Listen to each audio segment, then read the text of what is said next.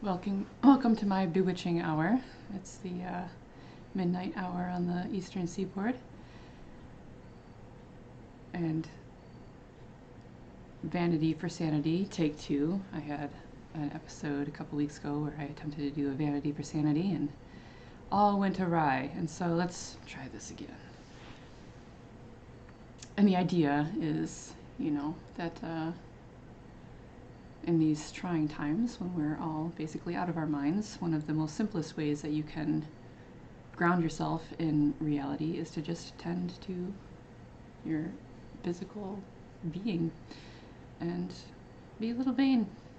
So, what a week. How are you doing? Are you hanging in there? Because this has been quite a trying time, and especially for folks on the West Coast. And really sympathetic to what people are going through. I can't even imagine what that's like. And you hear all this about the air quality index being off the charts, and it's just unreal. And so let me convey that I hope that I pray that you are okay and doing well, and that you're doing the best that you can given what's going on. And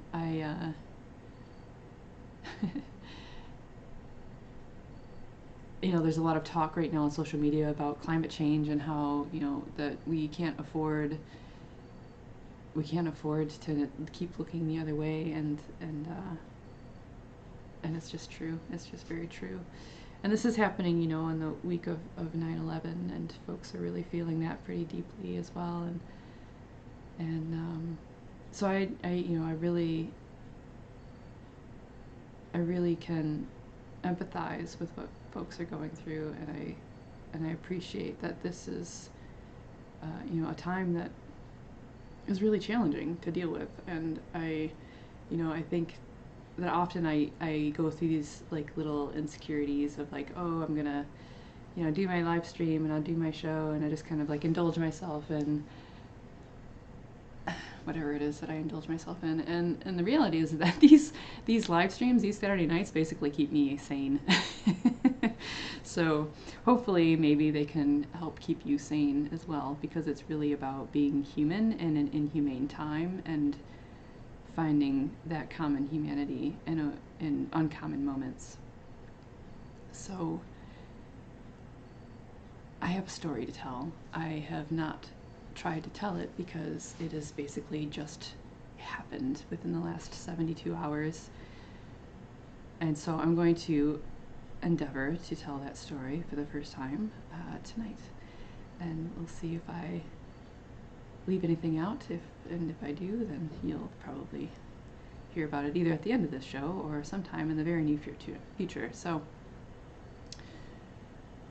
where shall I start this story?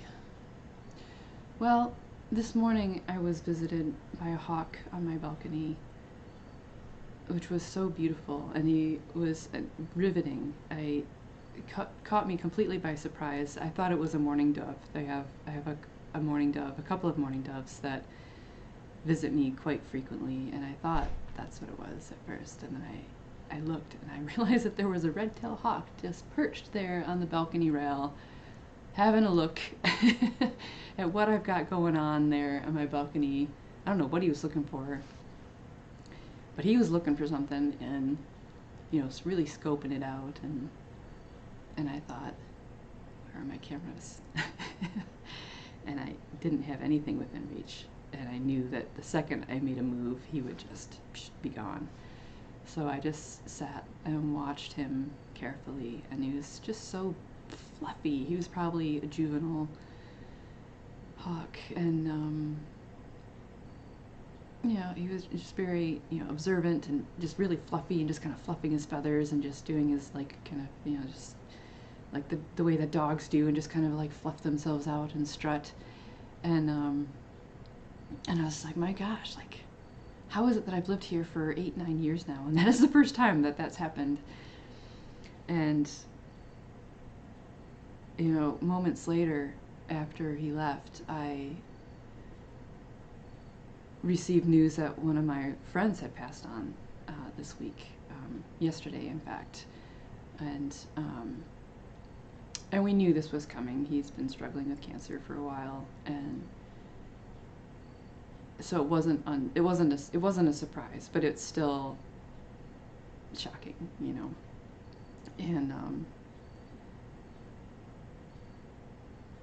and so that kind of made me think about the timing of his passing, because one of the things that he created was an album in dedication to a firefighter who lost his life in 9/11, a friend in the community, and I thought that just the timing of that passing was really auspicious, and so I reached out to another friend who knew him, and I let him know, and it just kind of like brought back a lot of different stuff that we've gone through over the years, and really deep stuff actually going on. And so it made me think about really like so many things, so many levels. And yesterday I saw this photograph that somebody posted that was just really fantastic. It was Kodachrome, and it was a picture of a sister and a brother, age, like maybe like 12 and 10, on the top of one of the Twin Towers in New York City in like the 70s or 80s. And it was just such a fantastic photo. It was framed well, and it was just, darling, just these two kids on the top of this tower overlooking the cityscape, and just really darling. And Kodachrome also has this like characteristic that just is, it's very nostalgic. It just has a very nostalgic value to it, and so I said, I just commented and complimented the photographer, like, you just said it was a fantastic photo. And she said, well, actually, there's this one's been cropped. There's an original somewhere that has a lot more to it. I've lost it along the way. And I was like, oh, well, maybe, hopefully you'll come across it. I always think about when I crop photos that there's this chance that the original will either be, destroyed in that process if you're not careful, or, you'll lose track of it somehow.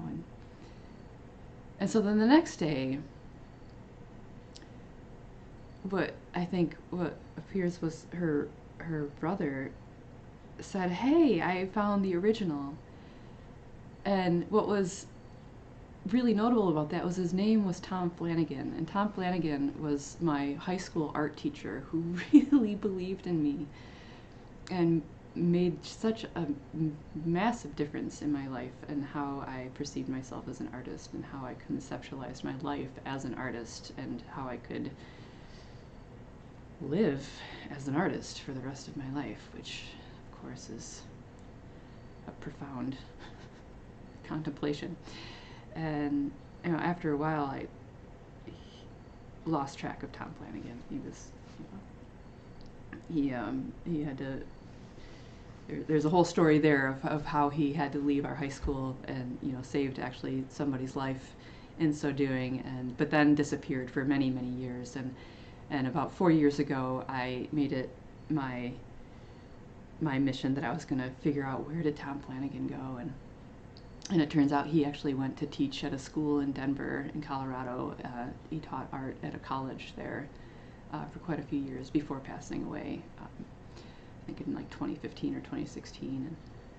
And so that was like a really big piece of kind of my mystery, like spiritual journey puzzle, is understanding what happened to that art teacher from high school. And I found that piece of my life puzzle in 2016. And in 2016, that was when I also began a journey of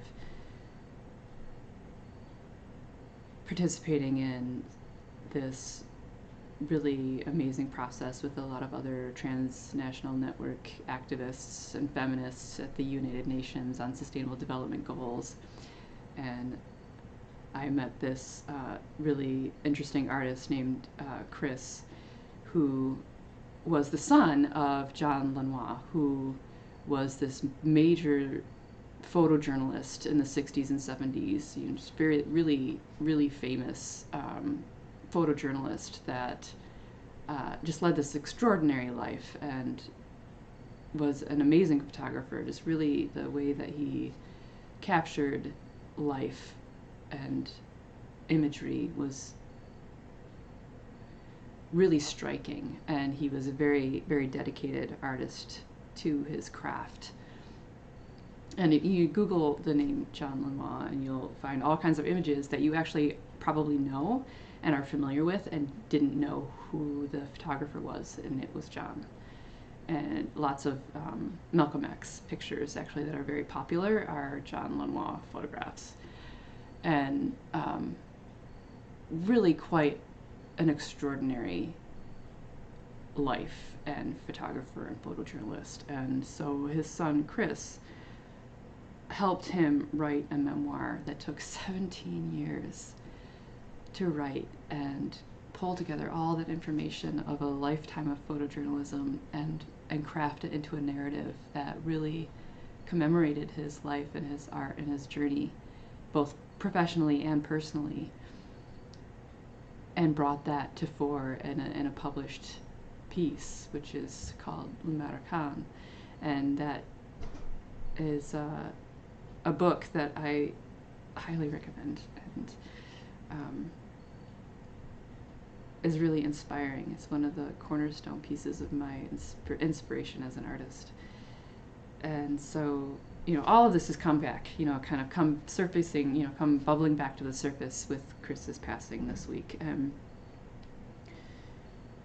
that's, I think, kind of the gift in departure, is that you bring a whole community of people together that you've touched in your life when you leave this world. All the people that you've connected with come together to honor your life, and so that's what's happening, right now. And there's a really beautiful memorial planned tomorrow to celebrate his life in Central Park, which I will not be able to actually go to because I'm very far from Central Park right now, but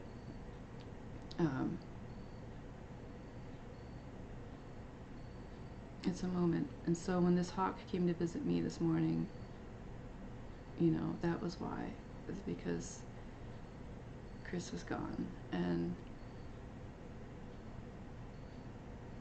it made me remember how much I believed in this story of John Lenoir, photojournalist, who was a boy in France under the Nazi occupation during World War II, and was just a child under that occupation, his whole family in the countryside, where they didn't have enough to eat, and they had to, scrounge. And like one of the pieces of the story is that, they didn't celebrate birthdays unless there was enough food to celebrate the birthday, unless there was enough to actually have a celebration. Otherwise, you just, it's just another day. And there's this great story in the book of when they went in search of food and just went out. He as a kid, like he went out, I think, with his brother or a friend, and they just went out in search of food, and they weren't gonna come back empty-handed, and they couldn't get anything in exchange for the meager amount of money that they had, and ultimately just found themselves at the edge of this field and stole a bunch of potatoes and put them in their sacks, and then furiously pedaled home on their bicycles with all these potatoes because that's all they could get, and they were hungry, and they were trying to bring food home to their family, and that's what life was like for him under the Nazi occupation in France in World War I. And when the Allied forces came to liberate them, and Americans were clearly on the side of anti-fascism and were, fighting against the Nazis very committedly and proactively, as the leading force in the Allied forces, they liberated France, and John, who was then Jean, remembered what it felt like to be liberated by the Americans, to be liberated from Nazi occupation by the Allied forces, by Americans, by American soldiers who lost their lives, who fought for their freedoms. He remembered that as a child, and that is what inspired him to become an American, to come to America and with pretty much nothing, to come to New York with nothing but hope and a dream, and finding his way to California and finding a photographer to study under, and just forging a life as a photographer from nothing and from the ground up as an immigrant and becoming an American. And it's just it's just a fantastic story, and it will make you remember why you love being an American and why you actually still believe in America. It will make you remember all of those things, and it will make you remember who you are as an artist. If you take the time to read this memoir of John Lenoir, you will be forever grateful, and I am forever grateful. It's just a story that's just transformed me, and and that's what stories do, is they transform us. They connect us with our humanity. They ground us in reality, and they remind us of who we are as humans, being and living and existing on the planet as we do. So all of that, again, just kind of bubbled up to the surface in the last, even 18 hours, in fact, and less than that. And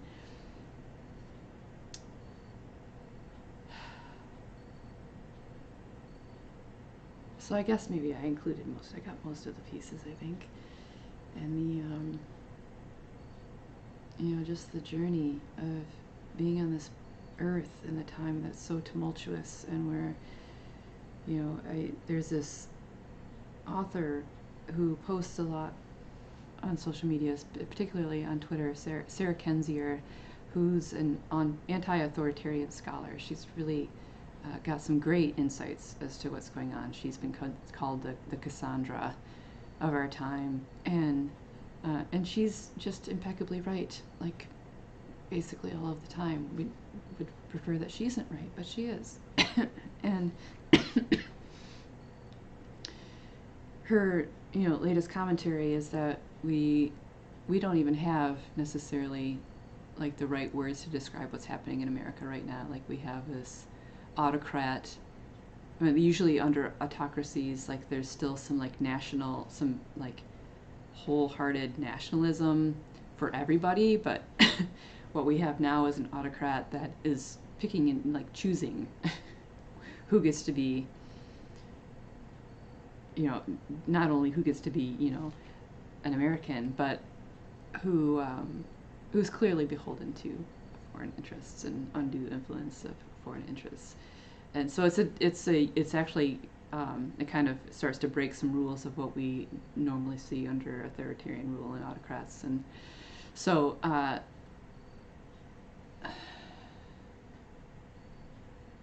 in that regard, I think it keeps us on our toes of what it is that we're dealing with in our political realities. And so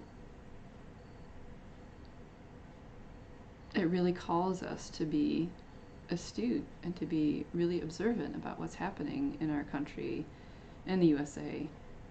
As Americans, we are called to action to defend what it means to be a citizen of this country, and what it means to be an immigrant in this country, and what it means to be an American. What is the American dream? It's still an experiment, right? It's still the American experiment. We're still figuring it out.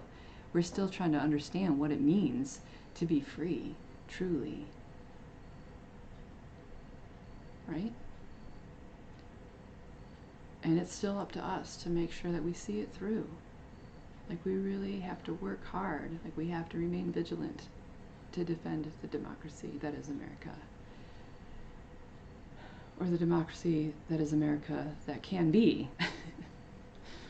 We're kind of flailing right now. We're like floundering in the water, which is funny, but not funny at all. So, I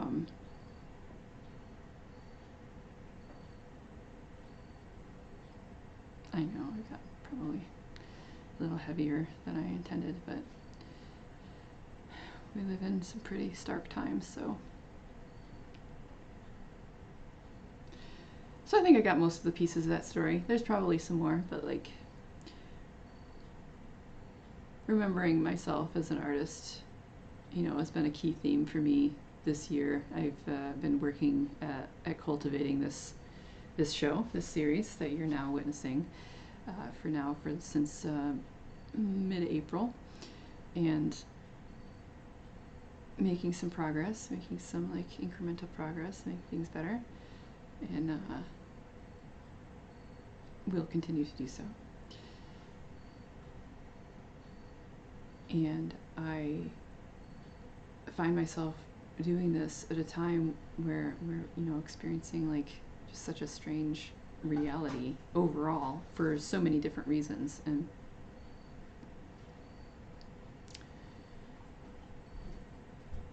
so I find myself broadcasting and being kind of floored about what to say. What do I even talk about in a time like this? Like, what do we, like, how do we like talk about these, like, you know, fairly inconsequential, day-to-day, mundane, you know, things in the backdrop of these really profound things going on in the world and in our countries and in our communities and lives, and all I can think is just keep going, just keep doing this, and keep that vision alive, that this is what we're supposed to be doing. We're supposed to be enjoying our lives and pursuing what makes us happy and finding ways to sustain our lives doing those things. Like, and though it's increasingly more difficult, and perhaps in moments less difficult, just by surprise and just by circumstance, keep going, keep doing whatever it is that you're doing to nurture yourself as an artist, or as, you know, as a craftsperson, or like whatever it is that you're doing that makes you feel good about what you can contribute and be and do in this life, that, you know, what makes you happy, keep doing it. Find ways to keep doing it, because truly it is bliss that will lead us out of the darkness. It is truly the thing. And somebody just recently posted that they're going to do a social media fast, except for TikTok, because apparently TikTok has lots of happy videos, and which I think is fairly true. And so if you need a quick dip in a happy place, I think TikTok is a good recommendation, a good social media snippet of silliness, because we all need good snippets of silliness. And in fact, so let's see, I've started to do like a couple of different things where I am kind of experimenting with these different pieces that I can work with, right? So there's this. And I think that, you know, in some respects, I need to do this a little more often, because otherwise, you know, I'm just always just being myself, talking about blah, blah, blah, blah. So let's go then next, let's see, you know, maybe what's going on downtown. Anything? Anything? Not really, no. So anyway, let's bring it back. So I've got then this collection of things now that I can move around, which I know is like still pretty like amateur level, but hey, you know, at least my camera's in focus for the most part, most of the time.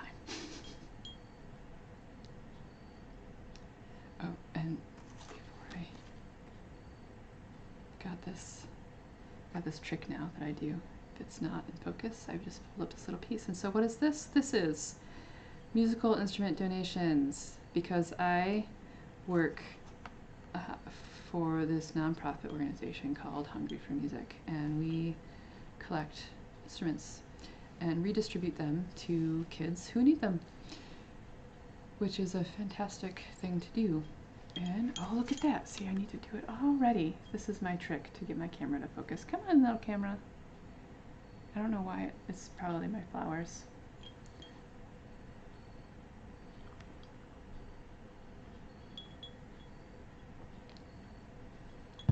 So the trouble is that this camera makes me crazy. And see, it's almost like it was listening. It heard me say that I have camera focusing issues, and so I was like, oh, well, let me demonstrate how that goes, because that's what we do. So anyway, so what I was saying is that this organization is a nonprofit that has been going around for like 25 some years, and it's been the handiwork of this visionary monk, essentially. Hey Jeff, who's been just pursuing this mission now for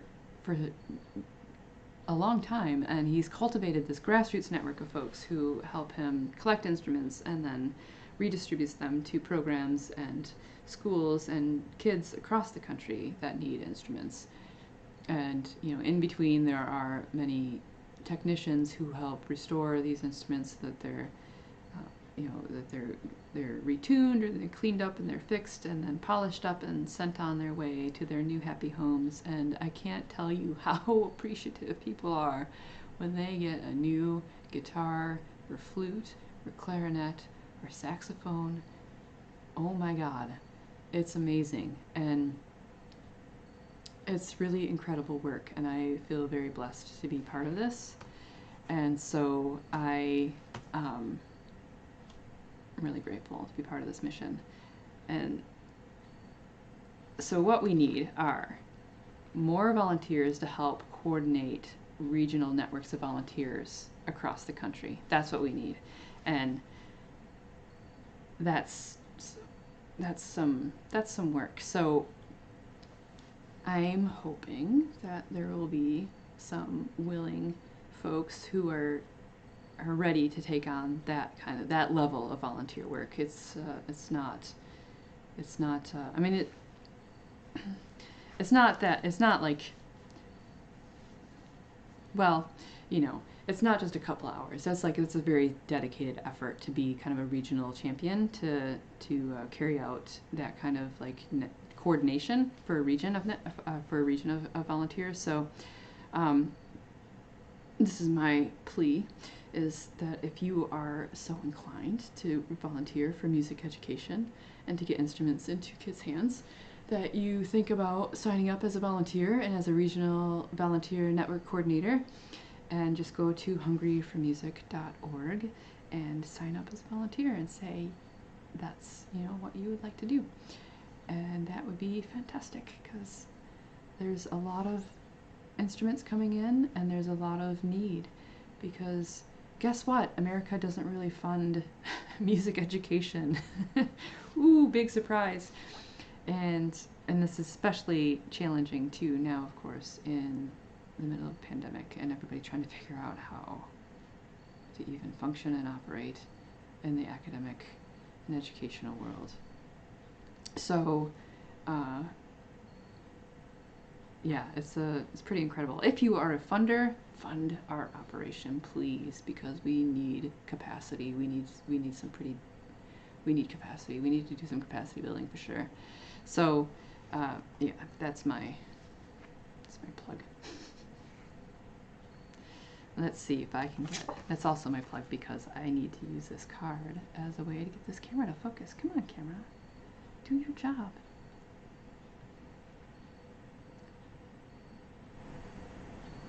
Yeah, we're gonna do this for a second, just for a second, because I need to get this main camera to focus. Oh, come on, do your thing, do your thing. Man, I don't know what I did.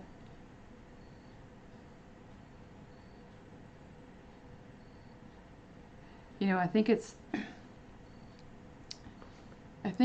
is when I start streaming. It doesn't want to focus as well. So, have I said everything that I want to say? Yeah, I think so. I hope that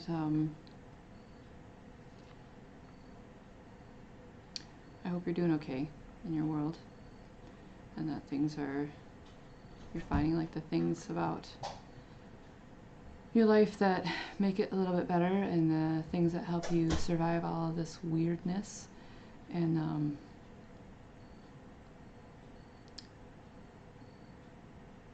oh, thank you, Edie. Oh, look, I finally saw some comments. The memoir, actually, I did post the memoir. It is on my wall somewhere. It's on my wall now, on my Facebook wall, where I talk about